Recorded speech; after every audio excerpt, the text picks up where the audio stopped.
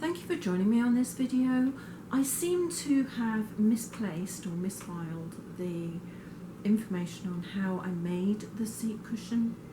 I've been editing this and it shows you how I made the shape of it, but not the makeup. So I will be linking in the description box below. I believe it's called How to Make a Funky Shaped Cushion, because this is actually quite a funky shaped cushion as well, not the standard 4 sides. So with a bit of luck, being able to follow some of this information and the box seat cushion information I'm going to post below, you will have a really nice seat cushion. So let's get on with it. Here is the cushion. I have actually restuffed everything, so the sides have come in slightly. The back has come forward because I put the lumbar area on. Despite all of that, you can see that this poor cushion probably never fitted properly in the first place. It doesn't come far enough round into the corners here. Now I will say that the front has been pushed forward, so the shaping is further forward because of the back. So I am going to make a cushion that goes into these corners and out, so it fits really well in there. First thing I'm going to do is try to even up the back there and the front. I don't think I want it to come that far to the front, maybe there. This piece here is the template that I did for the front. It's got the drawing. I used it for the front border. I'm just going to bring it a little bit further forward here. Make that as even as I possibly can, and I think this is going to be where the front of my cushion will be, like that. That comes there. I think that's where I want it. Looks even to both sides. I don't want it to be twisted. Yeah, I think that's where I want it. So let's get this pinned into position, because this is quite important. I think I need to move everything back over slightly, to be honest. I seem to have too much fabric on this side. So let's shuffle that over an oomph, like that. That goes right in, that goes right in. Yeah, I still got a little bit too much on that side, but I think once the piping is on and everything, that will go right where I need it, and I've got double piping coming down anyway. Okay, so I'm going to realign the front where I want it, which is really to move it over slightly. The next part is I want to know where the joins are along the side. So I'm going to fold that back along here like that and put a pin on the fold mark like that. So I know that that goes in. I'm also going to put a pin going forward like that. And the reason is I want to know where this ends and this starts going around. And now I'm just going to put pins into these folds as I go around so that I get the shaping like that. I'm going to do it from the other side because I can actually fold the fabric and hopefully get the shaping that I want. So I'm going to come into here, fold it. Usually I do it from the top down, but this is a little bit of a strange one.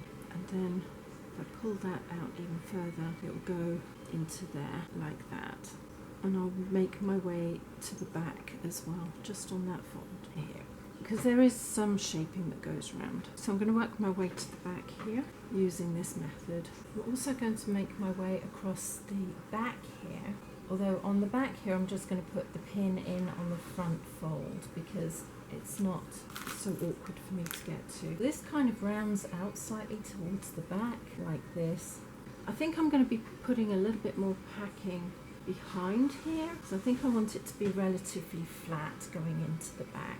So I will put that there because I folded it. And I'm going to just continue on around the chair, so I've got the new cushion top worked out. Here I'm also going to fold along and into this corner so it follows the shape of the arm. I've got pins going in left, right and centre, to be really honest. They're not necessarily going in how I usually do it, and that's fine. I'm going to bring that one out here like that, and then I'm going to mark where this goes forward. Not that it's going to go forward very much, it's going to have just a little shaping but not very much. So that goes there. I will make sure that both sides are symmetrical. So having done that, I'm going to then try to keep it as flat and as even as possible. That's the thing, because the chair seat cushion dips down, it's really a little bit awkward to get this where I want it to go.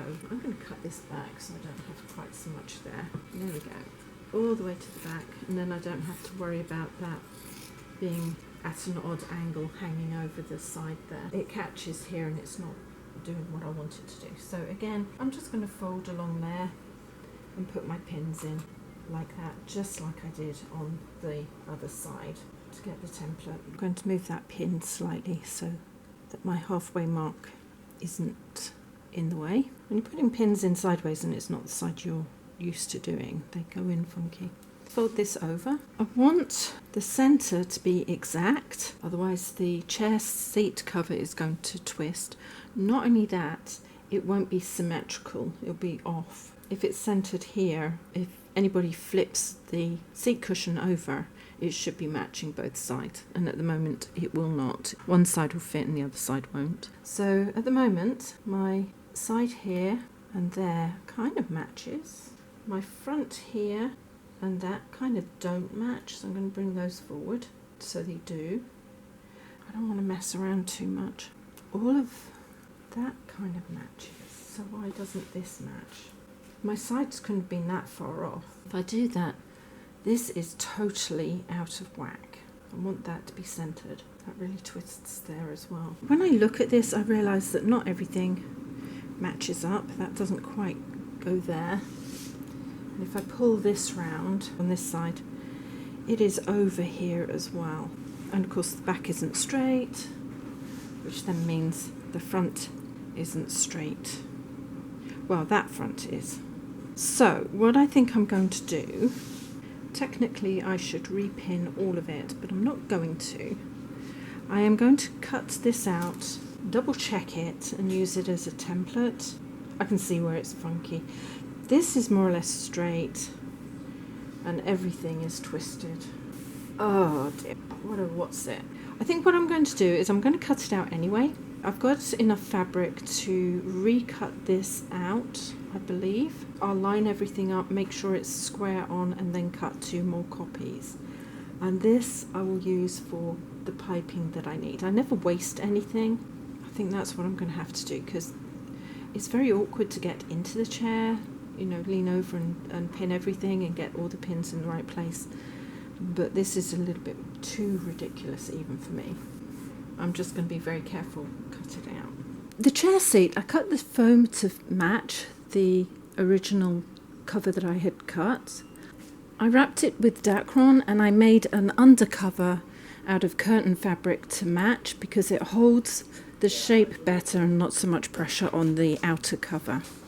Now I made the original seat, which I showed you how I did it. I made it up, I put everything in it, and then discovered that this was really quite wide compared to how I wanted it and where it sat compared to the older, flatter seat cushion. So I had to take it all to pieces, restart it. But I'm pleased with the way it goes in on either side here. Because I did make it even, there's a little bit of an opening here, which there shouldn't be. But if you flip it over, it will fit perfectly here and still have that little bit of a gap on that side.